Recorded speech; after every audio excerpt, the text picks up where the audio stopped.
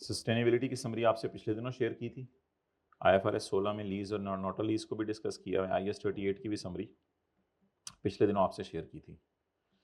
तो अब घर में जाके इसको खुद ही 0.75x के ऊपर सुन लीजिएगा, क्योंकि मैं 1.5x की स्पीड के ऊपर कराने लगा हूं समरी। 1.5 से 2 की स्पीड पे मैं कराऊंगा इंशाल्लाह। लेसी का आपने सवाल शुरू करना होता है, उसमें शुरू में आपने down payment, rental, purchase option, price और GRV expected to be paid ढूंढ के वर्किंग 1 में लानी होती है, और IDC को, इंस्टॉलेशन को और प्रोविजन फॉर डीकमीशनिंग को बारों बार आपने जनरल एंट्रीज में ले जाना होता है। लेकिन मैंने एक मशवरा दिया था, इधर से जो PV निकलेगी उसमें ऐड कर दीजिएगा IDC और प्रोविजन फॉर डिसमेंटलिंग की प्रेजेंट वैल्यू और इंस्टॉलेशन, ताकि वर्किंग 3 जो हमारी होती है वहां से डायरेक्ट कॉस्ट निकल आए। बस एक एहतियात मैंने बताई थी, GRV expected to be paid को डेफिसिएंट निकालते हुए भी आप माइनस कर दीजिएगा। बाकी अगर ओनरशिप ट्रांसफर होनी है तो लॉजिकल है कि पूरी यूजफुल लाइफ के ऊपर डेप्रिशिएट करें, और अगर ओनरशिप ट्रांसफर नहीं होनी तो शॉर्टर ऑफ लीगल लाइफ और यूजफुल लाइफ। जो सिंपल अप्रोच है, सिंपल अप्रोच के अंदर आपने डेट और इंस्टॉलमेंट्स का कॉलम बनाना है और उसके बाद आपने रेंट एक्सपेंस निकाल लेना है। लेकिन याद रखिएगा ये सिर्फ चॉइस है। अगर आप ने थोड़ी वैल्यू का एसेट या कम किराए वाला एसेट आपने लिया है, थोड़ी वैल्यू का एसेट, लो वैल्यू एसेट, या 1 साल या उससे कम के लिए अगर आपने एसेट लीज पे लिया है, तो आपके पास चॉइस है कि सिंपल अकाउंटिंग कर दें, गया खर्च हुआ वाली अकाउंटिंग। लेकिन ये नोट जरूर डाल के आइएगा। लेसर जो सिंपल होता है, अच्छा लेसी में कोई तस्वुर नहीं है, सिंपल नॉन सिंपल, लेसी बस 2 ही हैं, बस short term lease, low value asset या वो। लेसर जो सिंपल होता है उसमें सबसे टेक्निकल चीज होती है IDC। वो बारों बार आनी होती है जनरल एंट्रीज के अंदर, वो बारों बार जनरल एंट्रीज के अंदर आनी होती है। इसका सवाल शुरू होता है down payment, rental, purchase option, GRV, UGRV सारी से लेके, लेकिन इसमें एक एक्स्ट्रा चीज दी होती है, वो डायरेक्ट यहां आती है IDC। और इसकी पहली 2 एंट्रीज इंपॉर्टेंट है, PP डेबिट कैश क्रेडिट, फिर ये NI पे रिकॉर्ड करने, ये फेयर वैल्यू पे रिकॉर्ड करना है, और ये IDC पे रिकॉर्ड करना है। और बैलेंस शीट के अंदर क्या चीजें आती हैं, लीज रिसीवेबल, ये इसको छोड़ें। अच्छा, सिंपल लेसर के अंदर जो है what we are suppose to do is कि हमने डेट और इंस्टॉलमेंट का कॉलम बनाना है और सिर्फ रेंटल डालनी है, बस डाउन पेमेंट आ गई तो वो भी डाल देनी है। रेंटल और डाउन पेमेंट डाल के आपने इनकम निकाल लेनी है स्ट्रेट लाइन बेस पे। पहले 5 टेस्ट लगा लीजिएगा। 5 टेस्ट शो नहीं करने होते पेपर में, बस लगाने होते हैं, अनलेस के कभी कह दे शो करें। इसके बाद इसमें जो बारों बार चीजें आएंगी वो IDC आएगी इसके अंदर बारों बार, और तो बस कुछ भी नहीं।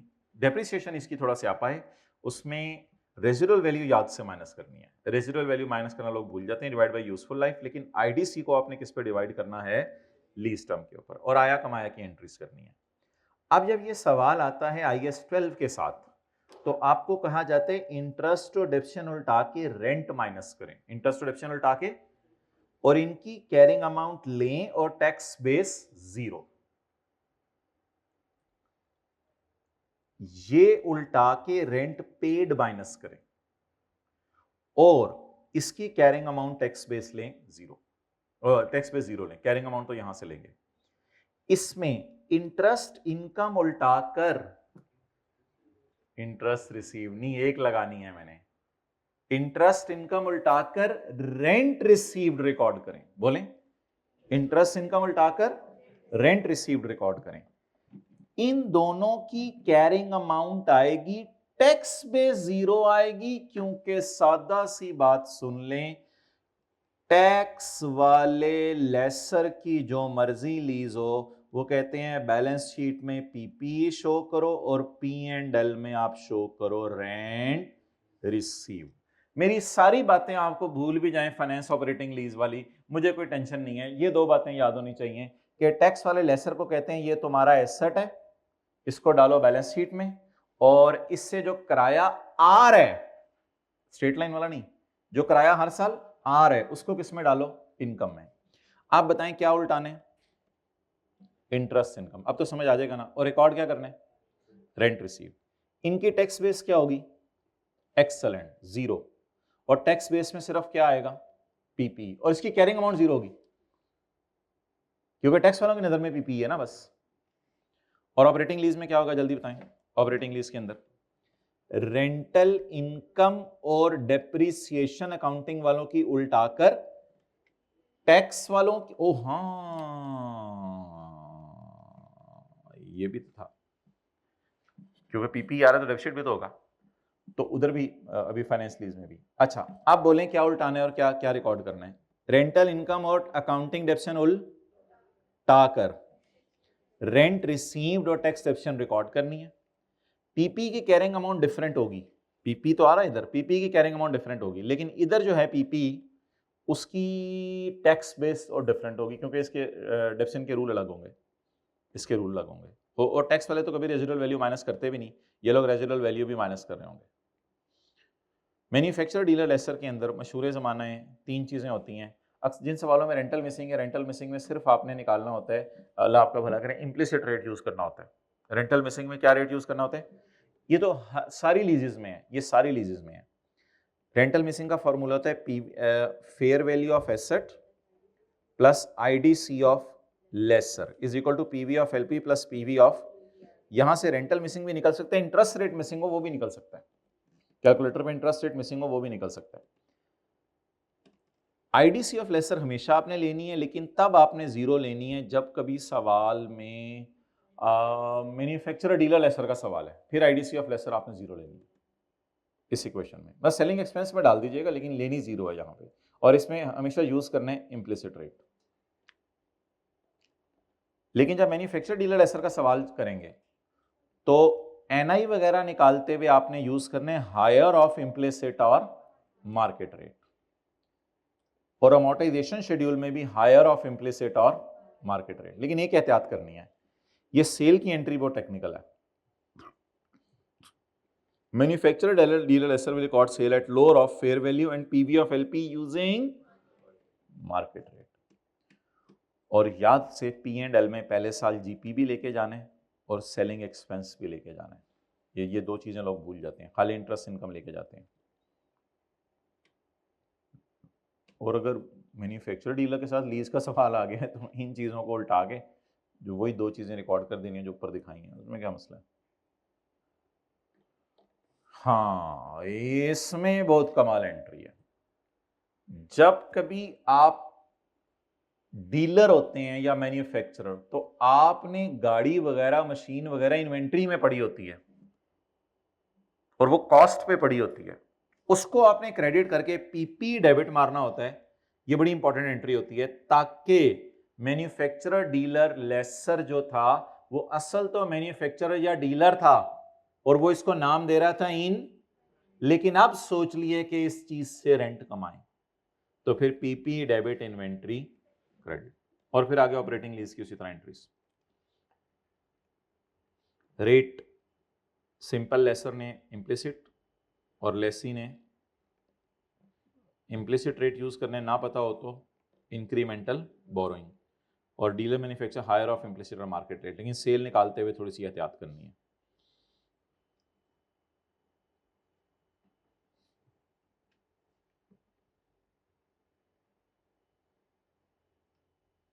ये एक दिन वैसे आपको क्लास में रिवाइज बीच में भी करवाया था।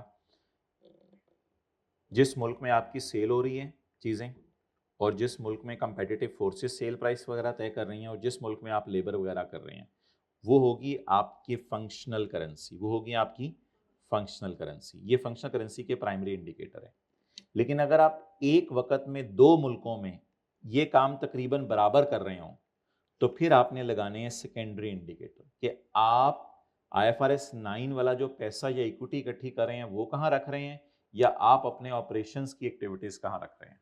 तो हम कोशिश करेंगे वीडियो में बता दें ये डिस्कशन कितने मिनट से कितने मिनट तक हुई है, ताकि आप लोग जो स्टैंडर्ड खोलने लगें वो पढ़ने के बाद एक दफ़ा ये समरी सुन लिया करें, क्योंकि अभी तो सारी बातें ना जहन में होंगी ना याद रहेंगी, तो वो पढ़ने के बाद इंशाल्लाह आपको फ़ायदा हो जाया करेगा। उतने मिनट से उतने मिनट आप सुन लिया करेंगे।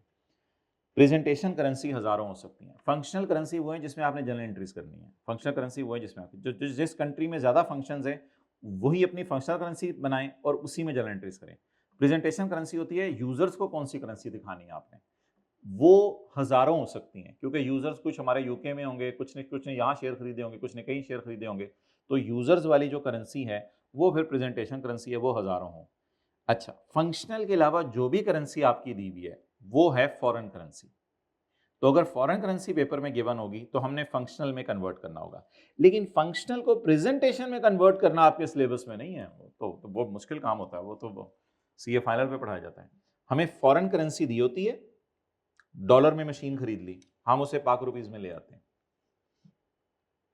मॉनेटरी आइटम्स सारे रिसीवेबल पेएबल मॉनेटरी हैं, और कैश अपनी जात में मॉनेटरी है, कैश बैंक और ओवरड्राफ्ट ये अपनी जात में मॉनेटरी है। बाकी आरओयू वगैरह, lease liability, sorry lease liability कहां से आ गई, ROU, PP, investment property, biological asset, inventory, ये सारे मनी आइटम्स या नॉन मनी आइटम्स है, नॉन मनी आइटम्स है। अब दो बातें बड़ी इंपॉर्टेंट, सारे मॉनेटरी आइटम्स को ईयर एंड पर आपने वर्सेस वाली कैलकुलेशन से गुजारने और एक्सचेंज गेन लॉस को P&L में लेके जाना है। नॉन मॉनेटरी आइटम्स अगर कॉस्ट मॉडल पे पड़े हुए हैं तो उनको ईयर एंड पर अपने हाल पे पड़े रहने देना है, नए रेट पे नहीं लाना, पीपी वगैरह, इन्वेंट्री वगैरह। लेकिन अगर पीपी को रीवैल्यू कर रहे हैं, IAS 38 को रीवैल्यू कर रहे हैं, इन्वेस्टमेंट इन शेयर्स को रीवैल्यू कर रहे हैं IFRS 9 के मुताबिक, तो क्योंकि फिर वो हैं तो नॉन मनी, लेकिन ईयर एंड पे उन्होंने आना है फेयर वैल्यू पे, तो मजबूरन फिर फेयर वैल्यू के लिए एक्सचेंज रेट कौन सा उठाना है, लेटेस्ट वाला। तो ये एक थोड़ी सी बात है कि मनी आइटम्स को आपने रीट्रांसलेट करना होते, और नॉन मनी को अगर कॉस्ट मॉडल पे हैं तो रीट्रांसलेट, और अगर नॉन मनी आइटम्स रीवैल्यू हो रहे हैं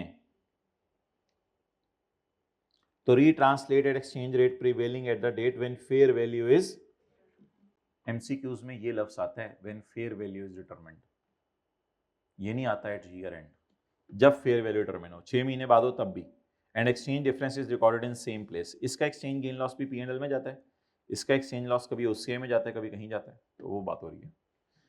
इंटरेस्ट इनकम और इंटरेस्ट एक्सपेंस के ऊपर कौन सा रेट आपने यूज करना है, एवरेज रेट यूज करना है। अच्छा, IFRS 8 किन एंटिटीज के ऊपर अप्लाई होता है, IFRS 8 अप्लाई होता है जो स्टॉक एक्सचेंज में लिस्ट है, या लिस्ट अपने आप को करवाने वाली हैं, और अगर सेपरेट और कंसोलिडेटेड दोनों फाइनेंशियल स्टेटमेंट तो सिर्फ होगा कंसोलिडेटेड फाइनेंशियल स्टेटमेंट्स में। अगर आपके सेगमेंट्स 6-7 हैं लेकिन 2-3 की करेक्टरिस्टिक्स सेम है, तो उनकी करेक्टरिस्टिक्स की वजह से उनको एग्रीगेट कर दिया जाए। एग्रीगेट के बाद वर्किंग वन कीजिएगा पेपर में, मतलब आप मिसाल के तौर पे होटल्स भी हैं, रेस्टोरेंट्स भी हैं आपके, और साथ आपकी बेकरीज भी हैं, तो इनको तो एग्रीगेट करना मुनासिब नहीं है, होटल में तो आके चलो बंदे रहते हैं, तो मिसाल के तौर पे आपकी रेस्टोरेंट भी है और बेकरी भी है, रेस्टोरेंट नहीं, हाँ रेस्टोरेंट ठीक है, रेस्टोरेंट भी और बेकरी भी है, इनको शायद आप इकट्ठा कर लें। आपका न्यूज़ चैनल भी है, आपका रेडियो भी है, आपका अखबार भी है, इन सबको क्या कर लें, इकट्ठा कर लें, क्योंकि इन पे लीगल एनवायरनमेंट भी ऊपर से सेम लगती है। तो एग्रीगेट वर्किंग वन से पहले करना होता है, फिर वर्किंग वन के बाद जब एग्रीगेट हो जाएगा, वर्किंग वन से पहले जब एग्रीगेट हो जाएगा वर्किंग जीरो में, फिर वर्किंग वन शुरू करेंगे। और वर्किंग वन में आपने कभी भी हेड ऑफिस की चीजें नहीं डालनी, वर्किंग वन में सिर्फ आपने डालने हैं ऑपरेटिंग, और वर्किंग 1 to 3 के बाद निकलेगा reportable operating segment. Operating segment वो होता है जिसमें ये 3 कैरेक्टरिस्टिक्स पाए जाएं, और CODM किसी बंदे का नाम नहीं है, ये एक फंक्शन का नाम है। सेगमेंट मैनेजर किसी बंदे का नाम नहीं है, ये एक फंक्शन का नाम है। अगर हमारे 6 सेगमेंट हैं और 2 मैनेजर हैं, वो 3-3 को देख रहे हैं, तो फिर भी 6 ही समझे जाएंगे, कोई ऐसा मसला नहीं। मैनेजर 2-3, एक मैनेजर भी 2-3 चीजों को देख सकता है, कोई ऐसी मसले वाली बात नहीं। अच्छा, रिपोर्टेबल कैसे डिफाइन, नॉन रिपोर्टेबल को क्या करते हैं, डिस्क्लोज कैसे करना है, वो आगे तरतीब से चीज़ें चल रही हैं। दो कॉन्सेप्ट थे बड़े इंपॉर्टेंट।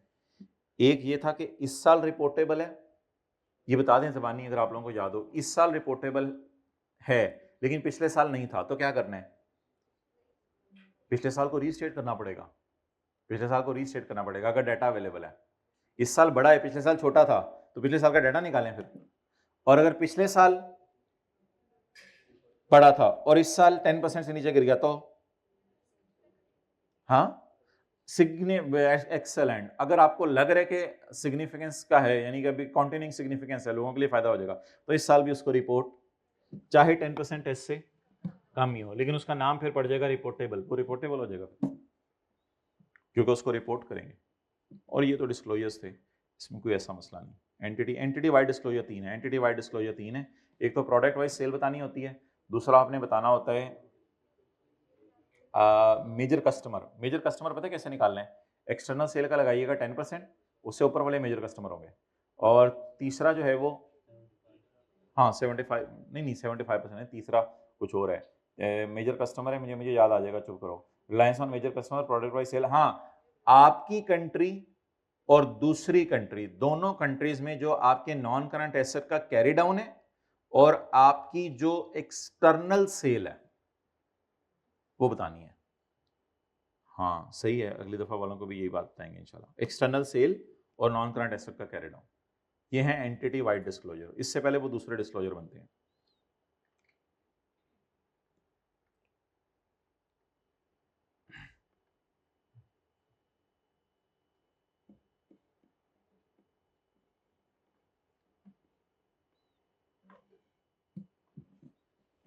IAS 12 में क्या है, मतलब कुछ बात करते हैं।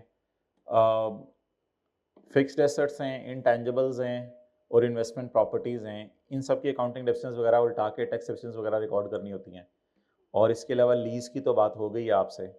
फिर एक बड़ी इंपॉर्टेंट एडजस्टमेंट है IFRS 9 में, वो है जब आप इन्वेस्टमेंट इन शेयर्स डेबिट करते हैं ना 100 रुपये से, तो आपने फेयर वैल्यू रिजर्व 70 से रिकॉर्ड करने और DTL अकाउंट में लेके जाने 30। और अगर OCI का आपको लॉस आ गया तो फिर आपने इन्वेस्टमेंट इन शेयर्स क्रेडिट करने और आपने fair value reserve in OCI debit करना है और DTL/A डेबिट करना है आपने।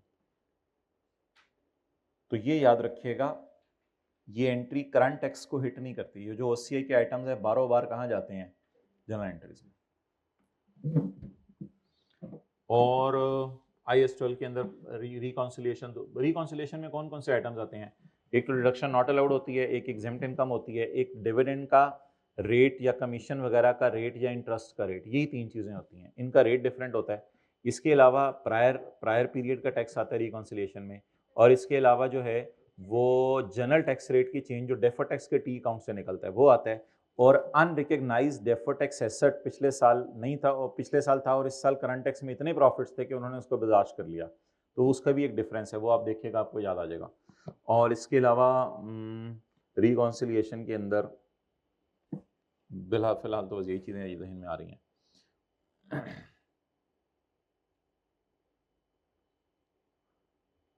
एथिक्स तो भी कल परसों डिस्कस हुए हैं पिछले दिनों, IAS 12। और कौन सा स्टैंडर्ड है वॉल्यूम 1 में? IAS 1037। अच्छा, IAS 1037 में वैसे मेरे तो ख्याल से ये सफ़ा तो घिसा पिटाया सबको पता ही है। ये है असल में समरी जिसे आप कह सकते हैं IAS 1037 में, इसको हम समरी का नाम दे सकते हैं। ये मतलब प्रोविजंस हैं, कॉन्टिंजेंट लाइबिलिटीज़ हैं, और उधर से नो लीगल और कंस्ट्रक्टिव ऑब्लिगेशन है, और वर्चुअली सर्टन एसेट्स हैं, कॉन्टिंजेंट एसेट्स हैं, रीइंबर्समेंट का सिनेरियो है, रीस्ट्रक्चरिंग है। रीस्ट्रक्चरिंग में चंद चीज़ों को डालना होता है और चंद चीज़ों को नहीं। जिन चीज़ों को नहीं डालना वो रिवाइज कर लेते हैं। Retraining cost, marketing cost, investment इन न्यू सिस्टम, और बताएं रीलोकेशन, स्टाफ को एक जगह से दूसरी जगह लोकेट करना। तो ये सारी चीज़ें रीस्ट्रक्चरिंग में नहीं जाती। और रीस्ट्रक्चरिंग में भी फ्यूचर ऑपरेटिंग लॉस अगर कोई हैं या क्या कहते हैं कोई, लेकिन अगर रीस्ट्रक्चरिंग में अनाउंस साल से पहले, एक बात याद रखिएगा, ये इसको कभी एडजस्टिंग इवेंट नहीं आपने लेना कि 4 जनवरी को हमने अनाउंस किया कि हम केमिकल डिवीजन बंद कर रहे हैं, इसको आपने कभी भी एडजस्टिंग नहीं लेना। ये हमेशा ही नॉन एडजस्टिंग होगा, क्योंकि रीस्ट्रक्चरिंग का ताल्लुक अनाउंसमेंट के साथ है। और अनाउंसमेंट कब हुई है? साल के बाद। डिविडेंड की अनाउंसमेंट कब हुई है? साल के बाद, फाइनल डिविडेंड, उसको भी नॉन एडजस्टिंग। 4 तारीख को हमने कहा कि बहुत अच्छा प्रॉफिट आया इस साल, 4 जनवरी को हमने कहा कि स्टाफ को बोनस दे रहे हैं, इसको भी नॉन एडजस्टिंग लेना है आप लोगों ने। ये इन चीज़ों का ताल्लुक अनाउंसमेंट्स के साथ होता है, इन चीज़ों का ताल्लुक अनाउंसमेंट्स के साथ होता है। तो ये 3-4 आपको मिसालें दी हैं, इनको आपने नॉन एडजस्टिंग इवेंट लेना है। फ्यूचर ऑपरेटिंग लॉस, आज बहुत डिटेल से बात हुई है क्लास में।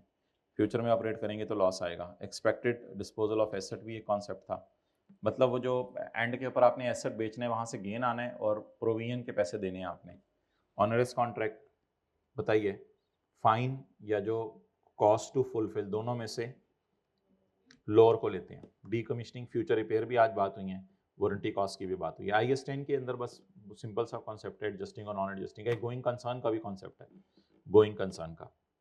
गोइंग कंसर्न में तीन बातें हैं, गोइंग कंसर्न में तीन बातें हैं। नंबर 1, अगर तो आपको लग रहा है कि अब मैं गोइंग कंसर्न नहीं रहूंगा, तो फिर आप लोगों ने फाइनेंशियल स्टेटमेंट गोइंग कंसर्न पे नहीं बनानी, ब्रेकअप वैल्यूज पे चीज़ों को ले आना है और 3 डिस्क्लोजर देने हैं, 1 2 3। और अगर आप गोइंग कंसर्न हैं तो बस फिर गोइंग कंसर्न पे बनाएं। और अगर आपको ये है कि मैं गोइंग कंसर्न नहीं हूँ लेकिन सिग्निफिकेंट डाउट, गोइंग हूँ लेकिन सिग्निफिकेंट डाउट है कि पता नहीं मैं गोइंग कंसर्न हूँ या नहीं, तो फिर आपने फाइनेंशियल स्टेटमेंट नॉर्मल तरीके से बनानी है, लेकिन आपने कुछ डिस्क्लोजर देने हैं। 2 डिस्क्लोजर IAS 10 के बड़े इंपॉर्टेंट हैं, 3 डिस्क्लोजर हैं वो बड़े इंपॉर्टेंट है। एक ये डिस्क्लोजर है IAS 10 का कि किसने ऑथराइज किया फाइनेंशियल स्टेटमेंट और कब ऑथराइज किया और बैलेंस शीट डेट के बाद कौन सा डिविडेंड अनाउंस हुआ। ये बड़ा इंपॉर्टेंट डिस्क्लोजर है IAS 10 का। और एक और डिस्क्लोजर IAS 10 का बड़ा इंपॉर्टेंट है कि केस के बारे में कुछ और अपडेट्स थी दिसंबर में, लेकिन जनवरी में हियरिंग हुई या जनवरी में लॉयर ने अपनी राय बदली, तो ये भी डिस्क्लोजर अपडेट होता है, ये भी डिस्क्लोजर अपडेट होता है। तो डिस्क्लोजर अपडेट एक बड़ा इंपॉर्टेंट डिस्क्लोजर है। अच्छा, और कौन सा रह गया स्टैंडर्ड पूरे में? देखिए ना, पहला सफा निकालें किताब का, कंसोलिडेशन IAS 28 और वो, अच्छा जी IAS 28, चलें इसको बाद में देखते हैं, उधर वॉल्यूम 2 में आ जाएं। सस्टेनेबिलिटी अभी रिसेंटली रिवाइज हुआ था। और क्या था? IFRS 15, IFRS 15 इसको कर लेते हैं, 1-2 मिनट लगा देते हैं, 2-3 मिनट में कर लेते हैं। IFRS 15 किधर है? इधर, ये रेवेन्यू।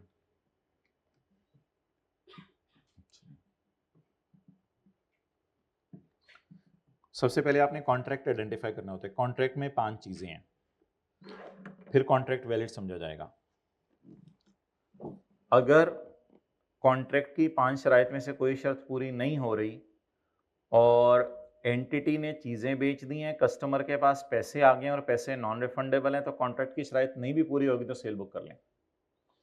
और दूसरी बात ये थी कि अगर कॉन्ट्रैक्ट की शराइत में से कोई शर्त अभी मिसिंग है लेकिन कॉन्ट्रैक्ट कैंसिल हो गया और पैसे नॉन रिफंडेबल हैं, तो भी आपसे रेवेन्यू बुक कर लें।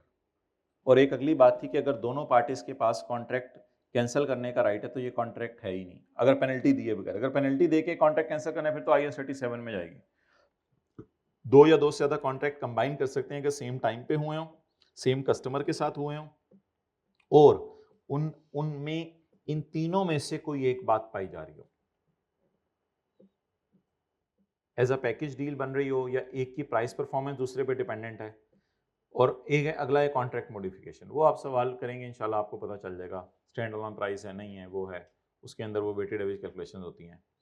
सेपरेट PO, अगर चीज़ें अपनी ज़ात में अलग अलग हैं तो डिस्टिंक्ट हैं, लेकिन फिर देखना है कि सेलर भी उनको इकट्ठा करके ना बेच रहा हो। सेलर कब उनको अलग अलग करके बेचता है? जब इनपुट्स को कंबाइन ना करे, जब एक इनपुट दूसरे आउटपुट को मॉडिफाई ना करे, या जब वो हाईली इंटर रिलेटेड ना हो। जब ये चीज़ें ना हो तो फिर ये सारी चीज़ें अपनी ज़ात में अलग अलग हैं। और अगर वो पहली ये सारी चीज़ें कॉन्ट्रैक्ट के कॉन्टेक्स्ट में फिर अलग अलग हैं, तो ओवरऑल तीनों चीज़ें फिर अलग अलग हैं। और अगर वो ऐसा कर रहा है कि आपको दे रहे चीज़ें, अल्लाह आपका भला करे, जैसे iOS और उसका सॉफ्टवेयर तो अपनी ज़ात में ही अलग अलग नहीं, उसका हार्डवेयर तो ये अपनी ज़ात में अलग अलग नहीं, और फिर अगला स्टेप लगाने की ज़रूरत ही नहीं। और अगला सिनेरियो हमने आखिरी ये पढ़ा था कि जिसमें सैंडविच वाला है, या घर बना के देने वाला है, या ऐसा सॉफ्टवेयर जिसमें हाईली कस्टमाइज्ड इंस्टॉलेशन है, तो उन सूरतों में भी आपने उनको जो है कंबाइन कर देना है, क्योंकि ये चीज़ें अपनी ज़ात में तो अलग अलग हैं लेकिन कॉन्ट्रैक्ट के कॉन्टेक्स्ट में ये चीज़ें अलग अलग नहीं है। ट्रांजैक्शन प्राइस एलोकेट करने के 3 तरीके हैं, adjusted market approach, expected cost plus approach और रेजिडुअल अप्रोच। रेवेन्यू रिकॉर्ड करने में ये सिर्फ इंडिकेटर्स हैं कंट्रोल ट्रांसफर होने के, ये सिर्फ इंडिकेटर्स हैं, चीज़ें उसको पसंद आ गई हैं, हमने उसे हैंड ओवर कर दी हैं, ये सिर्फ इंडिकेटर्स हैं कंट्रोल ट्रांसफर होने के। असल ये चीज़ है, इन तीनों में से कोई एक बात भी पूरी हो जाए तो कॉन्ट्रैक्ट का रेवेन्यू रिकॉर्ड करना है आपने ओवर टाइम।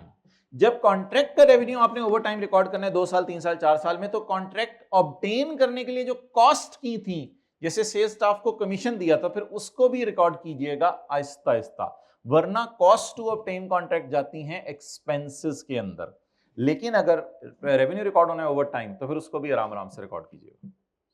अच्छा, अब कभी कि थ्योरी का सवाल आ जाए ना और आपको लग रहा हो कि स्पेसिफिक सिनेरियो डिस्कस नहीं कर रहा, तो फिर आप लोग ये पांचों स्टेप्स भी डाल के आ सकते हैं। लेकिन इसमें सबसे इंपॉर्टेंट और क्रिटिकल स्टेप हमारा मिस हो गया है, वो है step number 3, determine the transaction price. Variable consideration, discounts, penalties वगैरह, इसमें एक्सपेक्टेड वैल्यू, 2 फिगर्स हो, ज्यादा फिगर्स हो तो मोस्ट लाइकली 2 फिगर्स हो, और ज्यादा फिगर्स हो तो expected value.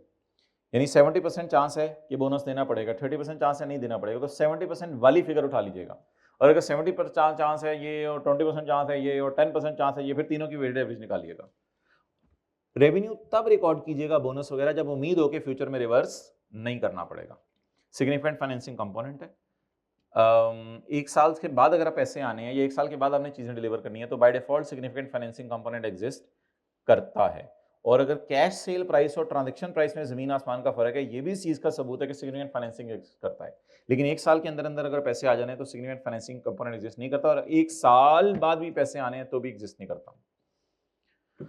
Non cash consideration, non cash consideration में हमने ये कहा था कि अगर वो आपको शेयर्स दे दें और आप उनको पेरोल कैलकुलेट करके दे दें, तनख्वाहें वगैरह, तो आप एंट्री करेंगे इन्वेस्टमेंट इन शेयर्स डेबिट और रेवेन्यू क्रेडिट। लेकिन आप शेयर्स को फेयर वैल्यू पर रिकॉर्ड करेंगे और रेवेन्यू को बैलेंसिंग लेंगे।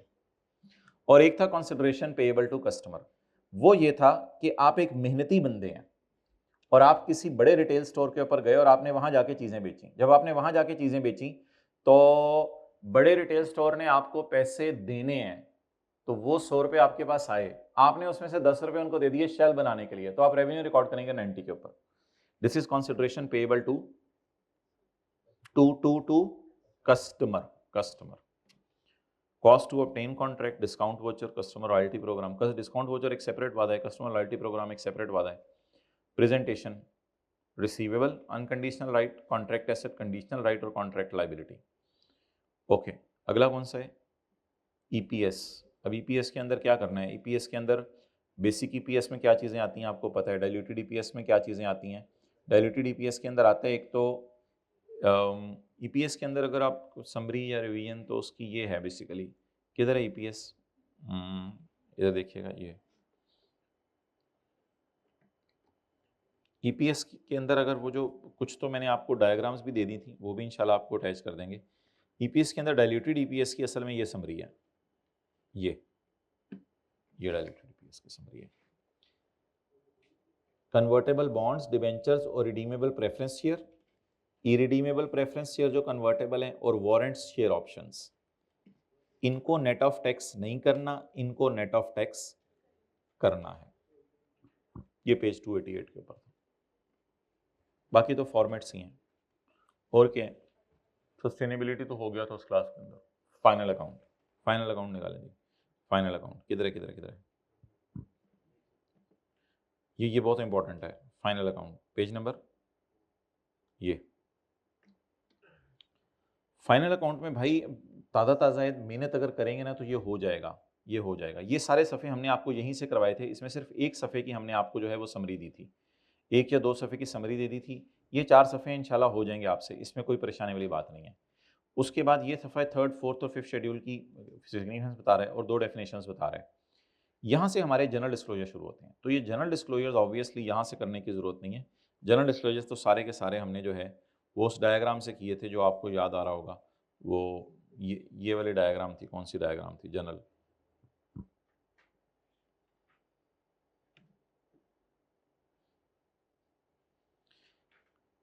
डिस्क्लोजर के कितने सफ़े हैं? सफ़े बता दें कितने हैं? 4 सफ़े हैं। IFRS 9 आप लोग भूल गए थे। IFRS 9 वो वॉल्यूम 1 में, वॉल्यूम 1 से IFRS 9 ही भूल गए, पीछे की रह गया पीछे।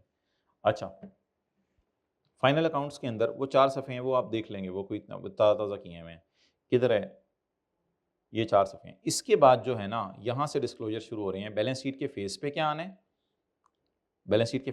है? फिक्स्ड एसेट के क्या डिस्क्लोजर हैं, लॉन्ग टर्म लोन्स और एडवांसेस के क्या डिस्क्लोजर हैं, करंट एसेट्स के क्या डिस्क्लोजर हैं। ये आज की क्लास में रिवाइज करवाए हैं इसलिए मैं इनको नहीं अब दिखा रहा।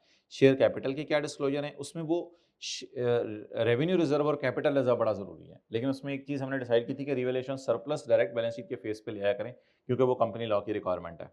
नॉन करंट लाइबिलिटीज और करंट लाइबिलिटीज हैं, और उसके बाद कॉन्टिजेंसी हैं। कॉन्टिजेंसीज के अंदर दो चीजें हैं, कोर्ट केस आपके खिलाफ जो हुए हैं, और साथ जो है वो गारंटीज हैं कोई, और कमिटमेंट्स में फिक्स्ड एसेट या स्टॉक खरीदने का जो वादा है आपका वो आएगा। P&L के डिस्क्लोजर आपको पता है 4-5 हैं, डोनेशंस का है, और ऑडिटर रिम्यूनरेशन का है, चीफ एग्जीक्यूटिव वगैरह के रिम्यूनरेशन का है, रॉयल्टी का है, और सेल्स टैक्स, और उसको आपने करना है। इसके बाद एक और थ्योरी के 2 सफ़े हैं जो मैंने आज उनमें से एक आपको दिया है आज की क्लास के अंदर। वो थ्योरी का सफ़ा है ये वाला, ये professional bodies and local loss, ये वाला सफ़ा आज आपको दिया है, और इसके साथ ये सफ़ा तो मैंने आपको पढ़ाया हुआ है। इसमें थर्ड शेड्यूल है, थर्ड शेड्यूल की आपको एक समरी दे दी थी, उसके साथ आपने ये 6 लाइनें पढ़नी है। ये उन नोट्स में वैसे हमने डाल भी दी हुई है 6 लाइनें। इसके बाद अगला कौन सा, मतलब फाइनल अकाउंट में वो पहले 4 सफ़े कंपनी लॉ वाले, 4-5 सफ़े कंपनी लॉ वाले हैं, कंसोलिडेटेड 120 दिन 30 दिन और वो सारा क्वार्टरली फाइनेंशियल स्टेटमेंट, वो हैं मोटे मोटे में सेट बनाऊं, और एक सेट है P&L बैलेंस शीट और जनरल डिस्क्लोजर्स का, और फिर थर्ड शेड्यूल का एक सफ़ा है, और ये 2 सफ़े आई कैप और SCCP वाले, ये पूरी फाइनल अकाउंट के अंदर चीज़ें।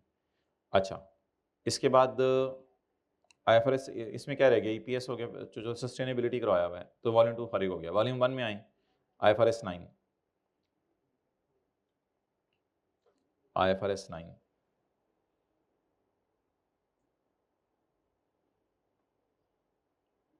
उस्मान को बुलाएं। अच्छा, ये वो 4 सफ़े थे हमारे जो मैं कह रहा था अभी फाइनल अकाउंट के अंदर, उस्मान को बुलाएं।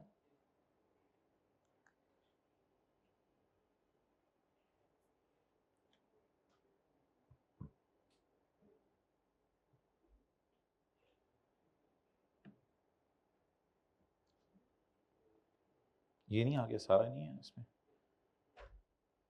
हाँ ये अजीब सी अब समरी दी हुई है। तो इन्वेस्टमेंट इन share FETPL FET OCI, investment इन venture amortise cost FET OCI FE TPL, issued debentures amortise cost और FE TPL। हर FETPL के अंदर नहीं उस्मान, ठीक है कोई मसला नहीं, हर FETPL के अंदर आपने ट्रांजैक्शन कॉस्ट को क्या करना है, कैपिटलाइज नहीं, एक्सपेंस में डालना है हर FETPL में, और FET-OCI में कैपिटलाइज होगा, FET-OCI में कैपिटलाइज होगा, अमोर्टाइज कॉस्ट में भी ट्रांजैक्शन कॉस्ट कैपिटलाइज होगी, लेकिन इधर जाके ट्रांजैक्शन कॉस्ट नेट होगी, क्योंकि लोन आ रहा होता है और ट्रांजैक्शन कॉस्ट जारी होती है। अच्छा, ये जो सारे हैं इसमें आपने फेस वैल्यू भी निकालनी होती है और इसमें फेस वैल्यू निकालनी होती है, लेकिन इनकी फेस वैल्यू के बाद परचेज प्राइस लफ्ज आता है, इनकी फेस वैल्यू के बाद इशू प्राइस लफ्ज आता है, और आगे बैलेंस शीट और उसमें कोई मसला नहीं।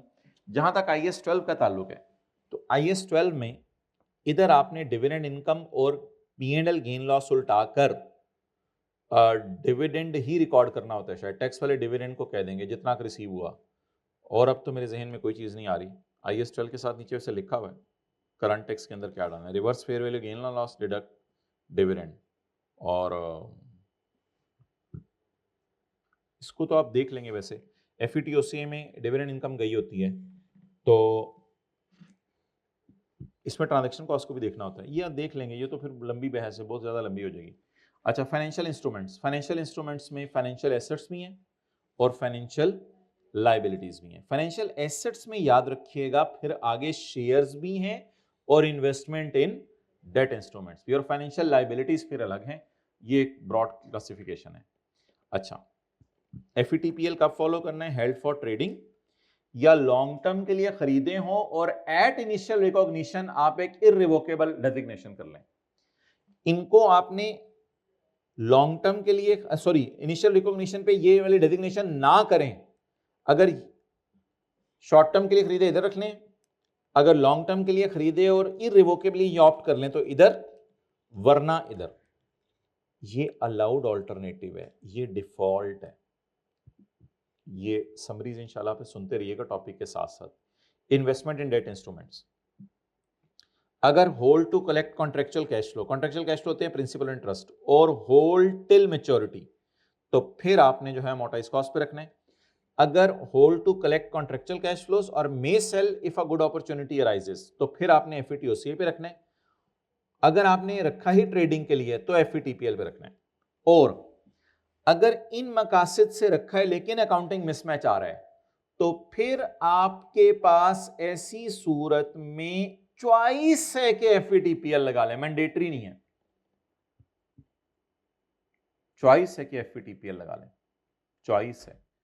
लेकिन अगर आपने रखा ही ट्रेडिंग के लिए तो मैंडेटरी एफईटीपीएल, और अगर कॉन्ट्रेक्चुअल कैश फ्लोज ही नहीं पूरी हो रही फिर तो मैंडेटरी एफईटीपीएल, लेकिन ये ऑप्शनल एफईटीपीएल।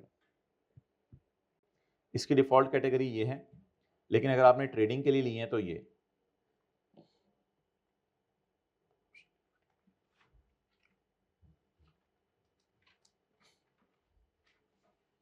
जरा निकालिएगा IFRS 9 किधर आ रहा है।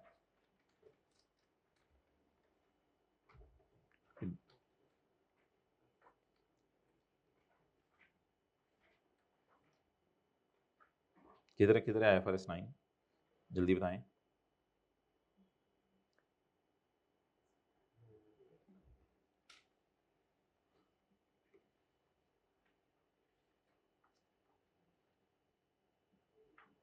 इस समरीज में तो इंशाल्लाह सही ही डाला होगा हमने, ये हो सकता है पुराना वर्जन हो, मुझे देख लेने दें इसमें ऑप्शनल कौन से और मैंडेटरी कौन सा है। एफईटीपीएल फाइनेंशियल लाइबिलिटीज़ की बात कर रहा हूँ, फाइनेंशियल लाइबिलिटीज़ की बात कर रहा हूँ। आपने तो रिवीजन की होती है, हमें तो चीज़ें पढ़ा के भूल भी जाती हैं। आपकी और जवानी चल रही है, हमारे और उम्र चल रही है।